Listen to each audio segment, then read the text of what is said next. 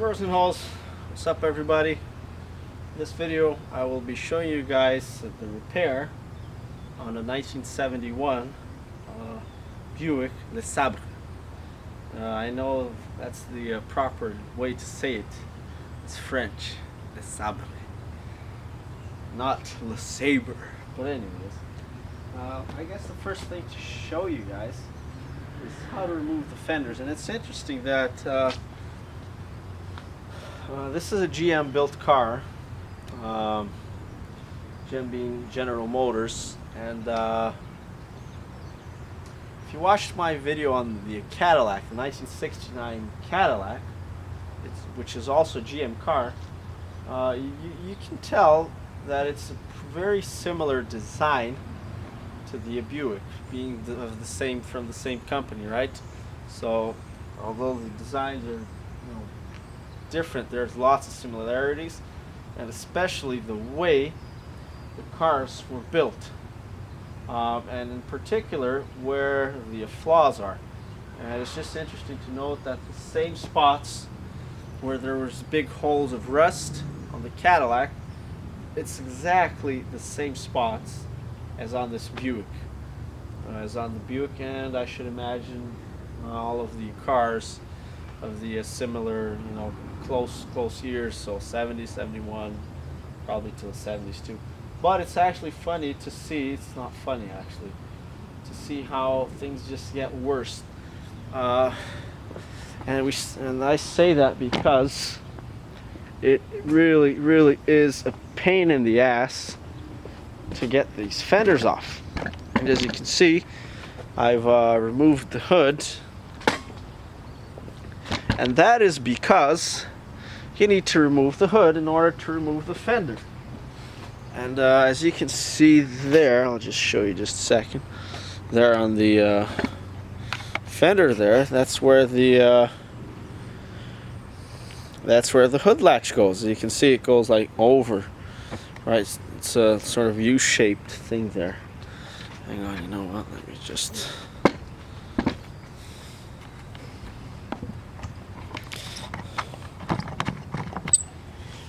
See there?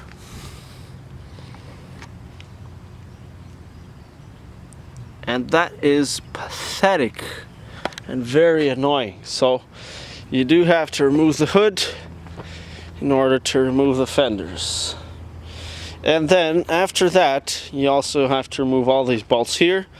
They also, just like in the Cadillac, they have some bolts going from the inside out. These holes here. So there, as you can see, there's just two holes for the bracket here.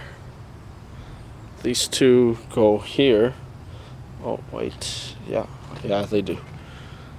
And they also go on the fender, so very annoying. And then you have down there another bolt that goes there. And then you also have to remove the light bezels, headlight bezels.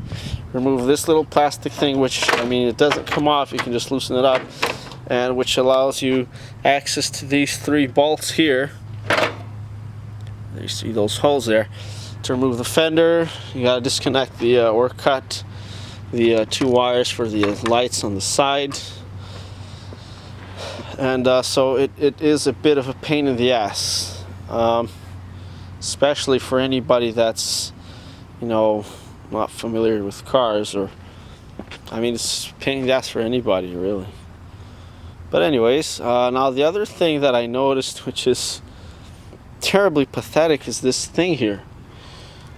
And as you can see, there's just a bunch of rust collecting there, and they sort of put a bag to catch the water. Don't really understand that, but but it's a nice car. I really like it. Lots of space around the engine. Big 350 engine here. As you can see, this is a nice thing about older cars. You can actually see the bottom all the way around. It's almost as if the engine is floating inside the car. And look, you can easily see it all around. You can see the floor all around. This looks like a well-built engine. It is a rear-wheel drive vehicle, so I really like that too. My Cadillac is just a fucking nightmare. That's typical GM. Lots of water and rust collects where the battery is. Same with the Cadillac. I'd like to move. So yeah, you do have to sort of lift the vehicle in order to gain access to those bolts inside, and they did undercoat the bolts, so you do have to clean them up, and it's just not nice. And typically there, as you can see, is where the rust and water collects. Now, just as the Cadillac, this is really insulting GM people. I hope, you know, I know they've got like people being laid off or whatever, but I really hope that this company goes down. In fact, I probably wish the worst for most car companies now, because they make shitty cars. Anyways, I guess the customer's fault as well. But anyways, as you can see, just like the Cadillac, they did the undercoat on the side, but not on the bottom. As you can see, you can really see it on this side. See, they stopped on the bottom where it actually matters. They undercoated the whole side, but not the bottom, which is, you know, very, very, you know, I can't even explain it. But anyways, it's you know, I'm just a big critic, and it's just one thing where they really fucked up. But it's still a nice car, you know, and especially compared to anything that you have nowadays. Don't get me wrong. Cars today were up till 1980, maybe 85, 1990 for sure, 2000. They're just 2000 for sure. 1990, with a few exceptions. 2000, no exceptions. All shitty cars, guys. Now this is a nice interior, guys. I always got some weird stuff going on there, but it's pretty cool. When you get inside this, it's almost like you're driving a ship. Very interesting. But anyways, that's how you remove the hood. And I guess I'll have to leave it for the second video. Removing. I'm gonna start working on the fender here, and I would like to do it in this video, but it seems that I can't because the battery is dying. So it's certainly not. The steel is certainly not as thick as the Cadillac. The fenders that I built weigh probably 3 times as much. But as you can see, there's a big, it's been hit here. This should be fairly easy to fix.